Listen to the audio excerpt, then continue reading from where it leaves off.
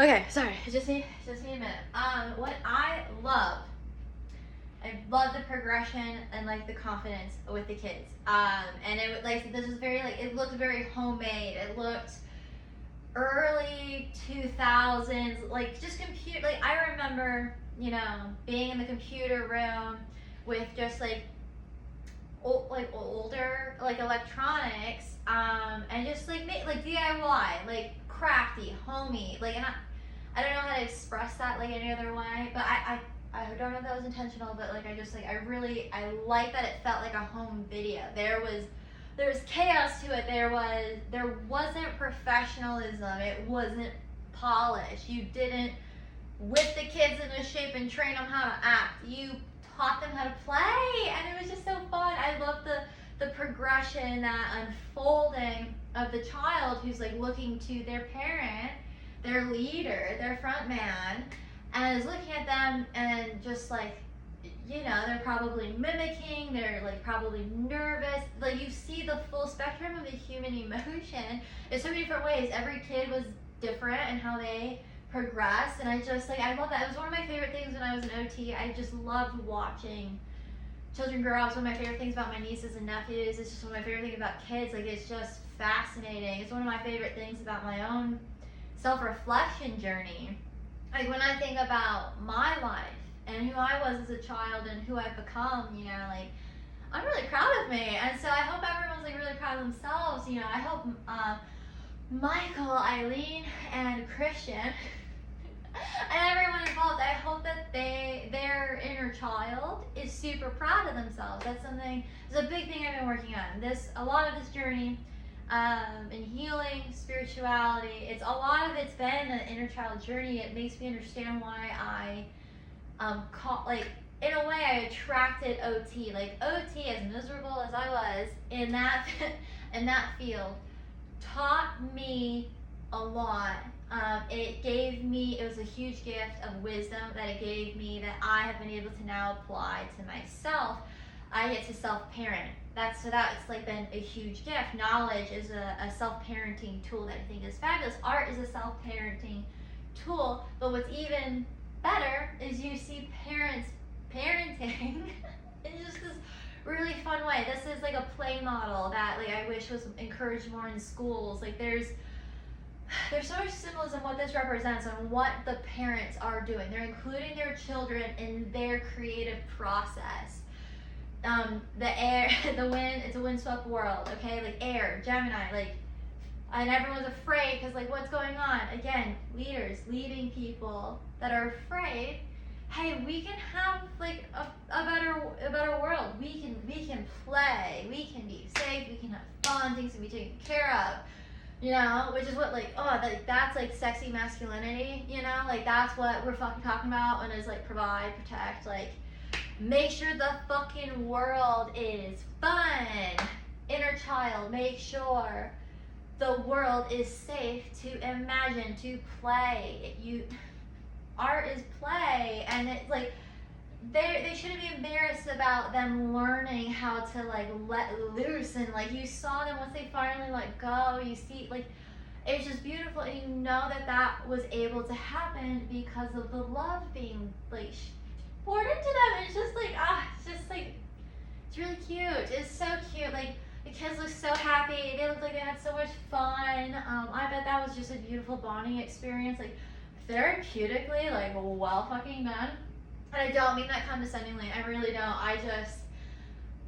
It was so hard for me to find that in like what I was trying to do in OT. Like there was I felt so much hopelessness in a lot of my OT like endeavors of just like how do we fix this problem with kids, and like because you see the generational like realm of it. And so Michael, Freaky Wilderness, Eileen, Christian, everyone involved, you're breaking the cycle. You're healing the inner child. You're showing people that it's safe to be young and imperfect and awkward, and it's okay to like learn. It's okay to unfold, and it's okay to have season after season. Aging like fine wine is just like a tree getting bigger and bigger with more leaves the older it is. It's like a rose bush. Hey, like maybe you start with 2 roses, and then now you have 20, and then you have 100, and then it just keeps getting bigger and bigger, and then you're a rose forest. You know, you're a whole rose garden. So that is Freaky Wilderness. It's showing the abundance of love, of joy, of freedom, of adventure, of security. Again, healthy masculinity, healthy parenting. This is like beautiful, like fathering. I just did a huge Father's Day message. I've been going through a lot of like parental healing, both sides of my family. And so like understanding that and witnessing that, like all of these paternal roles that have shown themselves in my lives, and like very healthy dynamics, that is like what I was talking about when it's people, like I've written about it myself in my lunar memoirs about like motherhood. Like I get to choose how I'm a mother. I don't remember if I did a rock oracle piece about it, but I know when I was talking about Princess Goes and Michael C. Hall, I love the Michaels, you know, and the air signs, the Aquarius and the Gemini. I think that's cool. They both are in New York. Well, kind of Brooklyn, New York, and Brooklyn. Different. I don't know the beef. I don't know. But anyway, they, like I talked about in that article, like this healthy masculinity of like leading people into choosing these parental roles. And to redirect, or to circle back, I mean, I wrote about it for myself about how I get to choose how to be a mother. And I know that was like a personal revelation. I think I've done a few other videos about it. Oh, I did a Mother's Day message. I did like a little podcast about it. But I wrote about that, and that was kind of the whole process for me when I was tapping into when I was talking about Princess Goes and Seer Chroma. And so there's all these other like synchronicities that I think is really, really fun. And so to bridge into that, you know, to keep bringing people together through music, to bring people together through music, we have Princess Goes to the Butterfly Museum, a band titled after a daughter of, it's Matt, right? Yeah, it's Matt's daughter, and there's Peter, Michael. Okay, I'm learning everybody's name. Okay, I'm figuring it out. All you trios, another fucking trio like Green Day is so cool. So, I see your magic, and but anyway, Princess Goes to Butterfly Museum being named after a daughter of Matt, and now Freaky Wilderness having Michael's daughters and is it Nick's son? I don't know how people are correlated, but I think it's cool. I think it's a beautiful example of a safe, nurturing, protective way to incorporate children into artistic fields without exploiting them or abusing them. So I think it represents so fucking much in a really cool way. I see how it bridges into my own story on, you know, it's like those spiritual, like artistic Avengers, you know, we're all uniting. You know, the brighter like you shine, the brighter others will shine. The brighter the world, light overcomes darkness. It's summer solstice. Okay, this is the first full moon post summer solstice. As we're healing and dismantling these Capricornic systems, because Pluto is now in Aquarius, you know, like blah blah blah blah blah blah. Just like other fun things that I noticed for myself that if you're interested in hearing more about, please let me know. I don't want to get too lost in the sauce when it comes to the astrology. I know it's not for everybody, and I don't want that to deter you from the like psychological power. You know, there's just so much about art and symbolism that I can express, and why I want others to engage in that ritual, witchcraft, magic, etc., for themselves. It is quite empowering, and the more empowered people, or how did I say it? I had a little mantra that I created, and so it was, the more people you free, the freer you will be. And the freer you are, the more people you free, and then the freer you will be.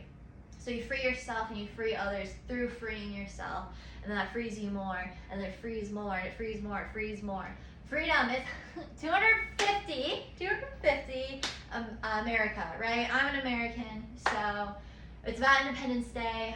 Independence Day is not necessarily like this big thing for me in a patriotic nationalist kind of way. I met my husband at the 4th of July on a Capricorn moon. I believe it was going into a full moon. I don't know. I have to relook at the phase, but I do know it's a Capricorn moon that I met my Capricorn, and we're at a Capricorn full moon here, right before the 250th anniversary. So you can't deny the astrology in it. The government doesn't. There's a lot of people who incorporate these philosophies. That's why they're in museums and documented history. It came from somewhere, so we should honor that, and not vilify it or demonize it or any of the above. Knowledge is power, knowledge is freedom, knowledge is important. And I think people should, as always, educate themselves, but be open-minded to the education you are receiving. I had a completely different perspective when I first met Michael, because again, I only got so far in a journey. I met Michael, he took me eons ahead. You meet the right person, you get the right spark, you just blow up, So I think it's beautiful. And I really do dream of a beautiful world, like the world that Michael has created and has expressed with all of us. It's beautiful. So here's to all of us, adults who are parenting the collective in our own way. Those of us who are childless, or those who even have children, and the different ways that it layers and ripples into the quantum field, right?